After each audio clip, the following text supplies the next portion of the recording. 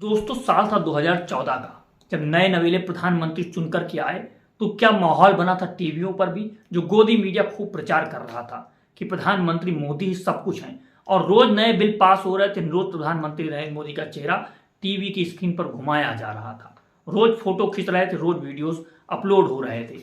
और 2019 में भी कमोबेश स्थिति वही बनी रही। जब गृह मंत्री अमित शाह बनकर के आए उसके बाद हर सोमवार को किस तरह से कानून पारित होते रहे और प्रधानमंत्री नरेंद्र मोदी उसका प्रवचन करते रहे मीडिया चैनलों पर, वही सब कुछ चल रहा था। लेकिन 2014-24 में जो परिस्थितियां बनी, आखिर क्या तब्दील हो गया कि सब कुछ गायब हो गया।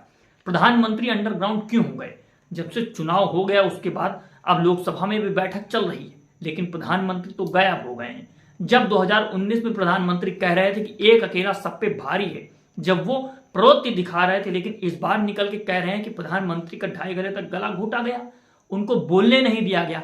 आखिर ये सारी चीजें परिवर्तित क्यों हो रही हैं और प्रधानमंत्री अब मीडिया में क्यों दिखाई नहीं दे रहे हैं, ये बहुत बड़ा सवाल है। और सरकार बोलना बहुत कुछ चाहती है और बोल भी रही है, लेकिन प्रधानमंत्री के जरिए नहीं बोल रही है, मंत्री बोल रहे हैं। वो मंत्री जो खुद बतौर राजनीतिक स्थिति उनकी बहुत मजबूत नहीं है। अब विपक्ष उन पर हावी हो गया है। विपक्ष तो हावी होगा चाहे प्रधानमंत्री आए फिर या अन्य नेता जो मंत्री हो, लेकिन प्रधानमंत्री अब खुद को किनारे में ला जाए, क्योंकि 3 महीने बाद तो चुनाव होने हैं।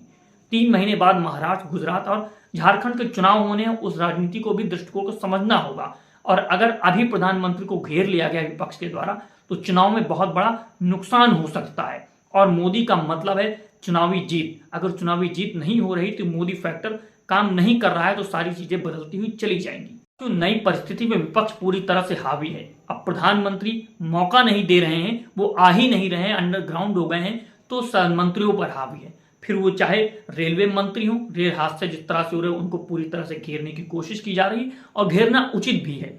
चाहे शिक्षा मंत्री हो, शिक्षा मंत्री जैसे नीट में घोटाला हो गया, नीट में किस तरह की बातें हुई, उनको लेकर के, पेपर लीक को लेकर के शिक्षा मंत्री पे पूरी तरह से हावी है विपक्ष। दूसरी तरफ वित्त मंत्री ने जो बजट पेश किया है, जिसको कहा तो जा रहा है कि देश का बजट है, लेकिन वो कुछ लोगों के लिए बजट बना करके पेश कर दिया गया, उसको जनता भी देख रही है और विपक्ष पूरी तरह से शिक्षा मंत्री के, वित्त मंत्री के ऊपर भी हावी है।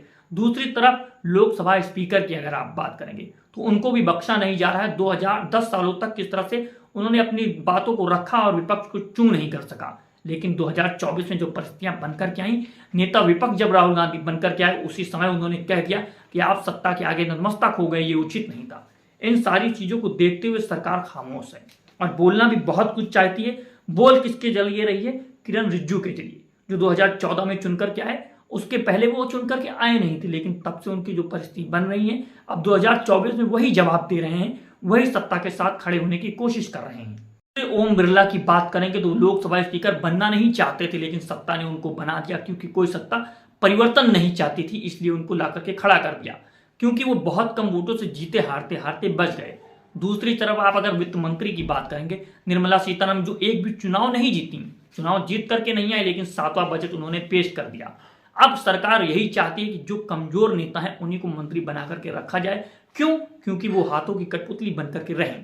सवाल ये खड़ा होता है कि आखिर सरकार चला कौन रहा है, क्योंकि अभी तक 10 सालों में तो मीडिया यही बता रहा था कि प्रधानमंत्री एक भी छुट्टी नहीं लेते हैं, रोज काम करते हैं, 24 घंटे काम करते हैं, सोते ही नहीं है, और उनकी तस्वीर घूमा करती थी। लेकिन अब तस्वीर आ नहीं रही है, वो पिक्चरें आ नहीं रही, तो एक जो तस्वीर आई है उसको भी आपको देखना चाहिए।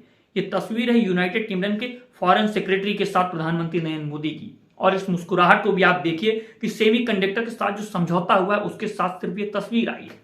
अब सिर्फ तस्वीर आ रही है। पहले किस तरह से मीडिया में प्रोपोगेंडा चलाया जाता था उसको आप याद कीजिए और आपकी परिस्थितियों को याद कीजिए कि किस तरह से सारी चीजें बदल चुकी हैं। सत्ता का सरोकार जनता से खत्म हो गया है। तो महंगाई की अगर आप बात करेंगे तो ये बढ़ती चली जा रही है। फल और सब्जी की बात करेंगे तो 15% से 18% बढ़ की ग्रोथ हो गई है। अनाज भी किस तरह से महंगा होता चला जा रहा है, ये भी आपने देखा। सरकार क्या कह रही है? वो इकोनॉमिक सर्वे में बता रही है कि जलवायु परिवर्तन की वजह से सारी चीजें महंगी हो रही, जलवायु परिवर्तन इसका कारण है, लेकिन वो यह नहीं बता पा रही है कि किस वजह से महंगी हो रही है, रीढ़ की हड्डी क्यों टूट रही है देश की, किस लिए ये महंगाई बढ़ती हुई चली जा रही है। दूसरी तरफ मुद्रास्फीति की अगर आप बात करें तो 2022 में 3.8% थी, 2023 में 6.6% हो गई और 2024 में 7.5% हो गई। महंगाई बढ़ती जा रही है, वो अपने चरमोत्कर्ष पर है, लेकिन सरकार कह रही है कि सब कुछ चंगा है। दूसरी तरफ जब आप प्रधानमंत्री किन चीजों की बात कर रहे हैं, वो कह रहे हैं कि विरासत का तात्पर्य आपको समझना चाहिए, वो इस पर जो बता रहे हैं वो आपको सुनना चाहिए। इसको सुनिए, फिर आगे हम बात करते हैं।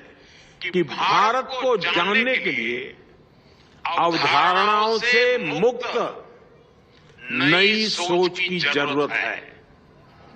मैं आप सभी से आह्वान करता हूं, नए तथ्यों में, उसके आलोक में इतिहास की जो नई समझ विकसित हो रही है, आप उसका हिस्सा बने, उसे आगे बढ़ाएं। फ्रेंड्स, हेरिटेज केवल हिस्ट्री नहीं, बल्कि ह्यूमैनिटी की एक साझी चेतना है। प्रधानमंत्री बहुत फोटोजेनिक आदमी है। वो फिल्मों से किस तरह से सीखते हैं और क्या बात कहते हैं। फिल्मों में एक डायलॉग होता है कि फिल्मी दुनिया टिकी हुई है इंटरटेनमेंट, इंटरटेनमेंट और इंटरटेनमेंट पे। तो वहीं पर मोदी जी ने अभी आप समझ लिया है कि सत्ता किन चीजों पे टिकी हुई है। सत्ता भी टिकी हुई है टैक्स, टैक्स और सिर्फ टैक्स पे। टैक्स का भार इस बार किस तरह से बजट में लाद दिया गया है, यह आपको देखने की कोशिश करनी चाहिए, क्योंकि जनता का तो गुस्सा बढ़ रहा है और बीजेपी ये बात समझ रही है। प्रधानमंत्री नरेंद्र मोदी सामने आना नहीं चाहते हैं, लेकिन टैक्स तो वसूला ही जाएगा।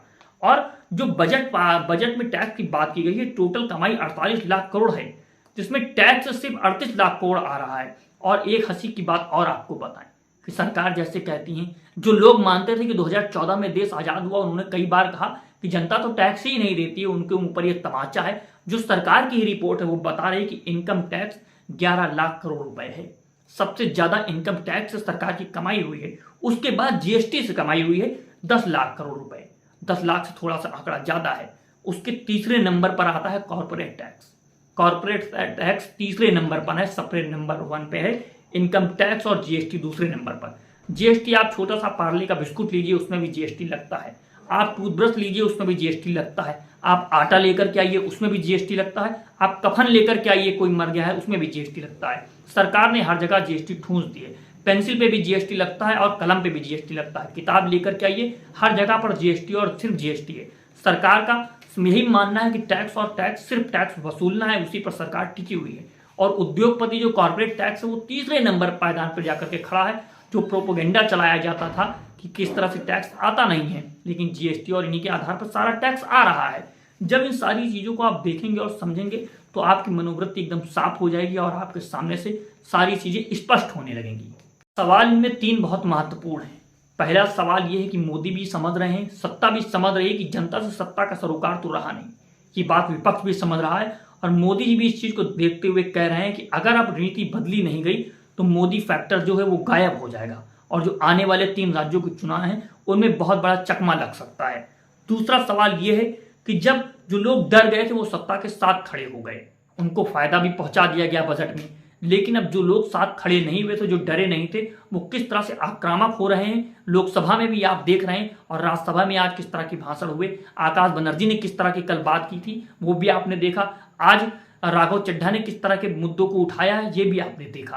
तीसरा सवाल ये महत्वपूर्ण है कि जब सरकार ने कह दिया कि बजट तो जनता का है, हिंदुस्तान का बजट है, लेकिन दूसरी तरफ से अपने लोगों के लिए बजट को पास कर दिया गया और वो जनता भी देख रही है किस तरह से उसके ऊपर टैक्स और टैक्स, सिर्फ टैक्स थोप दिया गया।